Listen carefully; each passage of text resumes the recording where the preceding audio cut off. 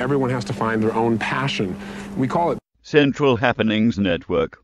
because I really believe everyone has to find not motivation, because that's temporary, it's like a warm bath. We have to find our drive. And drive is something that never ends. And when you find your passion or your drive,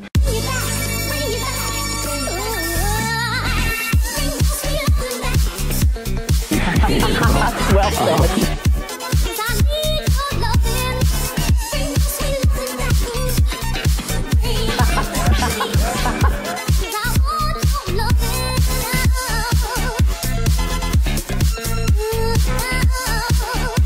I mean, what must it be like to have the President of the United States call you and say, meet me at Camp David, to have Princess Di want to meet with you?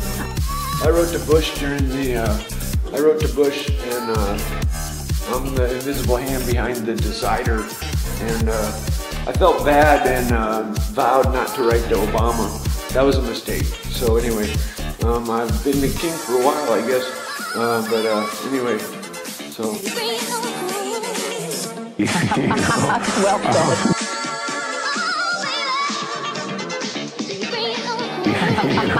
Well said.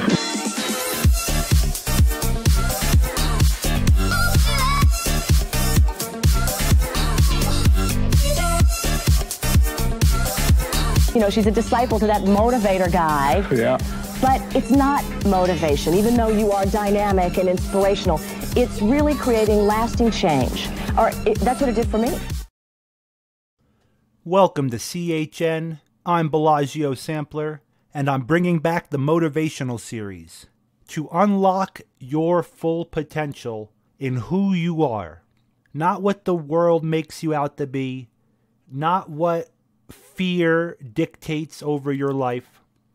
And in this series, we will be talking about focused topics, but today's episode will be a mixed bag revolving around focus and fear. A lot of motivational speakers in the past have said, where focus goes, energy flows. And that is true. The world is constantly competing with your focus and your attention. They want you to constantly be focused on whatever distraction they can get you to be obsessed with. Because if you're obsessed with MTV culture, TMZ culture, YouTube culture, politics culture, then you can't focus on yourself. You can't focus on succeeding in life or building a local community around you. Too much of anything is a bad thing. And being solely invested in one area of your life, especially if it doesn't immediately affect you, is detrimental to your health. I myself am a huge fan and addict of politics and current events. But you cannot let these things affect your life if they don't have immediate access on your life. For example, I live in America. I'm not crying every night about the Yellow Vest movement in France because it does not affect me immediately. And even with American politics, the enemy, the world wants you so wrapped up and focused in the Super Bowl mentality, your team versus my team, left versus right. And at the end of the day, really, does your vote matter, or does politics get played out on the grand theater whether you're a part of it or not? My whole point is these things are fine. To be aware is fine, but you need to be aware of yourself more than ever. You need to be focused on your life and what you can affect on a daily basis more than ever before. When you wake up every day, you have a choice to either get out of the right side of the bed or the left side of the bed. That's a metaphor for choosing positivity or negativity. To be focused on the past or future, or the other option, to be focused on the present and now, on what you can affect now. Like Jordan Peterson says, clean your room. That is a metaphor for what I'm talking about. Cleaning your room is a representation of something you can do now to change your life in a very small way. You could be obsessed with anything, video games, music, history. There's some people that are so focused on history and victimhood and things that have happened to them in the past that they can't even focus on the future.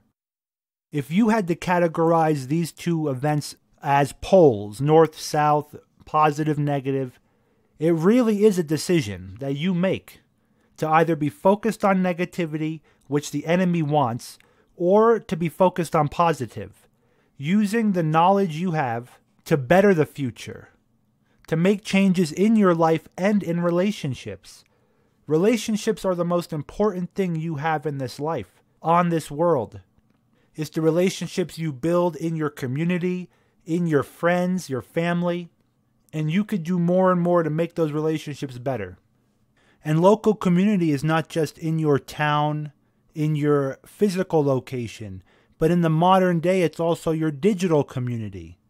I don't advocate this, but people are getting married online. They're finding relationships online. People can also find friends online and people of a like mind. The internet is just a tool. The enemy uses it for more evil than good people use it for good. Finally, I want to finish with fear. These poles that we were talking about, the one side always brings you to fear. Worried about the past brings you to fear of the current. Oh, it's going to happen again.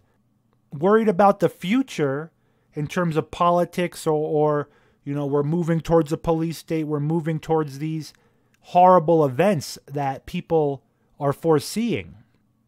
But be the unmovable rock in the river. Don't be moved by these fearful events that could happen, that might be happening.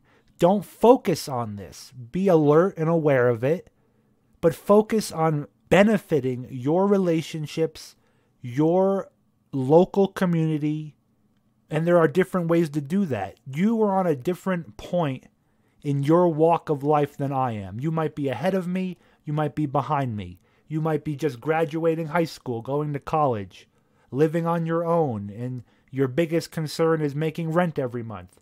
You might be ahead of me with a family and grandchildren and living on a homestead. And the whole point is, there are things you could do now to better yourself and not be so focused on these negative events. Take the enemy's negative news and negative events and use it for positivity. Be alert, be aware, be connected, but don't be connected to the fear spirit of the news. I take it as this: we're living in fantastic times. We're on the ride of the roller coaster. You can focus on the fear of the ride, the excitement of the ride. You could focus on the beautiful views while on the ride. Do you understand? You could focus on the actual ride itself and being fearful of the mechanisms breaking down or falling off the ride. But if you're focused on all these things, you're missing out on the ride itself. And I'm going to finish on your thoughts are the most powerful thing that exist in your immediate sphere of influence. If your thoughts are constantly negative and fear-based, that's going to emanate into your life. Take control of your thoughts, because that is the one thing you have control of. And it's hard. It's not easy. It's the Greeks referred to it as wrestling with your mind, wrestling with your thoughts. Once you get a handle on these negative thoughts that are implanted into your mind by the media, by pop culture, by social media, then you will start to understand the world is either two-directional in terms of your life. Things are either benefiting you or they are negative to you. Don't be so obsessed with politics and news in the focal point of fear and letting it be a negative on you. Come at it from a perspective of positivity and objective journalism, if you are a news junkie like myself. And don't let these things even be a focus in your life. Let it be more of a hobby.